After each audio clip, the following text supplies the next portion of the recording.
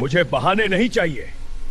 अगर तुम्हारी बेटी बीमार है तो उसे अस्पताल ले जाओ, लेकिन मेरे ऑफिस में अब तुम्हारी शक्ल तभी दिखनी चाहिए जब काम पूरा हो जाए।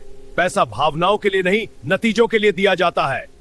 दफा हो जाओ यहां से। यह थे विक्रम मल्होत्रा, शहर के सबसे बड़े बिल्डर, जिनके लिए इंसान सिर्फ एक नंबर थे और रिश्ते सिर्फ एक मुनाफा कमाने का सौदा।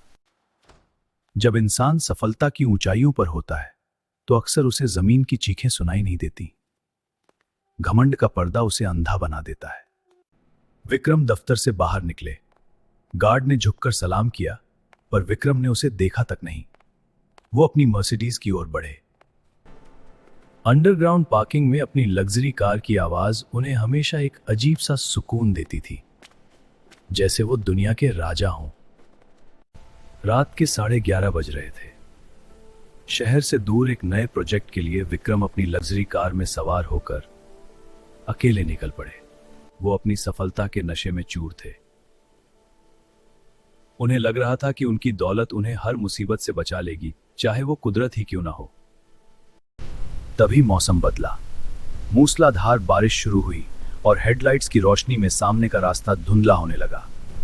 विक्रम ने रफ्तार बढ़ा दी। बिजली कड़की और खिड़की के शीशों पर पानी की बूंदें जैसे कोई पत्थर की तरह चोट करने लगी। अचानक कार के डैशबोर्ड पर रेड लाइट जली। कार ने अचानक एक जोरदार झटका खाया। पहिए थमे, इंजन बंद हो गया। वो सुनसान सड़क पर अंधेरे में खड़ी हो गई। अरे, ये इंजन की लाइट अचानक क्यों जल रही है? अभी तो सर्विस कराई थी। प्लीज स्टार्ट हो जा। अरे शिट, ये क्या हो गया? नेटवर्क भी नहीं है। इस बकवास सड़क पर मैं फंस गया हूँ। क्या बकवास जगह है ये? कोई है? कोई है यहाँ? उनके हजारों के इतालवी जूते कीचड़ में धंस गए। बारिश ने उनके महंगे सूट को एक पल में भिगो दिया। सब कुछ बिखर रहा था। सड़क के किनारे से गुजरते ट्रकों ने उन पर कीचड़ के छींटे उड़ाए।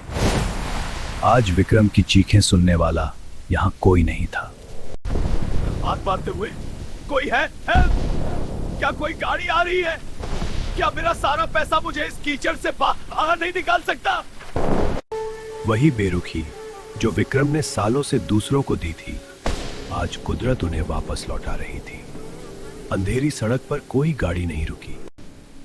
कुदरत का अपना इंसाफ होता है। जब हम दूसरों के दर्द को तमाशा समझते हैं तो एक दिन जिंदगी हमें वही सब महसूस कराती है। विक्रम कीचड़ में धंसते हुए सड़क किनारे एक टूटे शेड की ओर भागे। ठंड और थकान ने उनके शरीर को जकड़ लिया था। साहब, आप यहाँ इतनी बारिश में क्या कर रहे हैं? आप तो भीग गए हैं।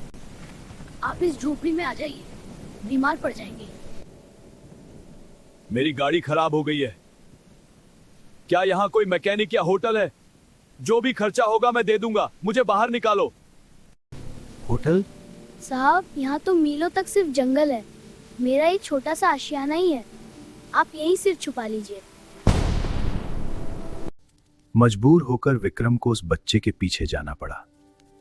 झोपड़ी के अंदर एक छोटा सा चूल्हा जल रहा था, जिसकी गर्माहट सुकून दे रही थी।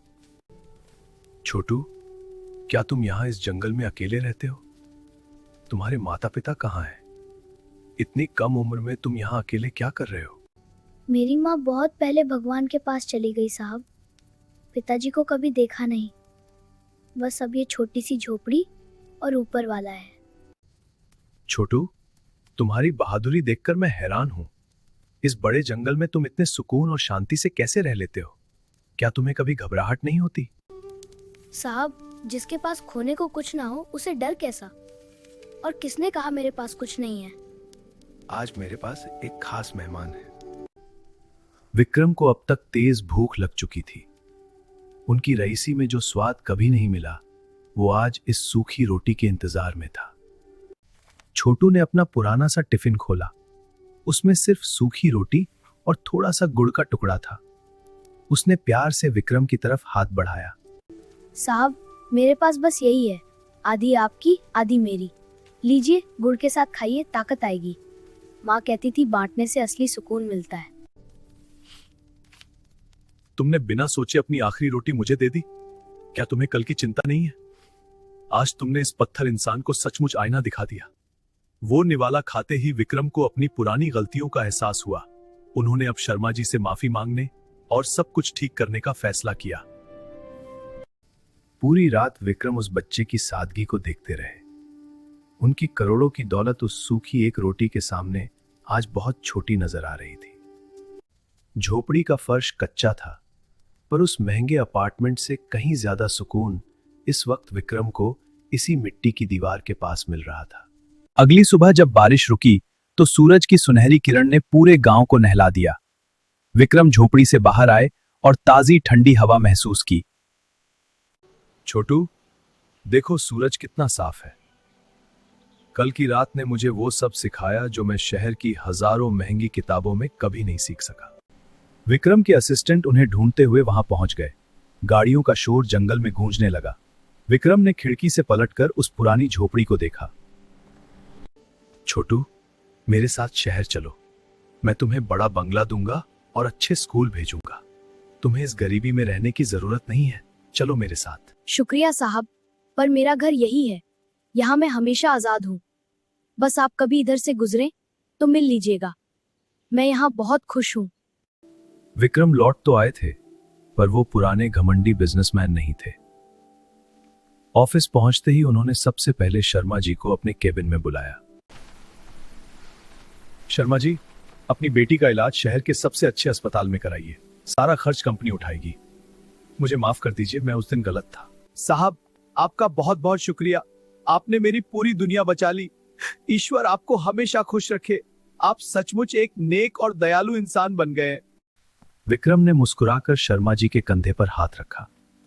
उन्हें आज लगा जैसे उनके सीने का कोई पुराना और भारी पत्थर हमेशा के लिए हट गया हो। हफ्तों बाद उसी सुनसान सड़क पर जहां विक्रम की गाड़ी खराब हुई थी, अब विक्रम छोटू शिक्षा केंद्र के लिए स्कूल की ईंटें रखी जा रही थीं। विक्रम अब खुद हर छुट्टी के दिन वहां जाकर गरीब बच्चों को पढ़ाते थे। उनके चेहरे पर जो मुस्कान थी, वो करोड़ों की बिजनेस डील्स में नहीं थी। छोटू अब उसी शिक्षा केंद्र का सबसे होनहार छात्र था। विक्रम और उसके बीच का ये रिश्ता दुनिया की किसी भी दौलत से ज्यादा कीमती था। असली अमीरी दूसरों के आंसू पोंछने में है। ऐसी और कहानियों के लिए चैनल को सब्सक्राइब करें। मिलते हैं अगली कहानी में। जय हिंद। अगर आपको कहानी पसंद आई तो लाइक, सब्सक्राइब और शेयर जरूर करें। मिलते हैं अगली कहानी में।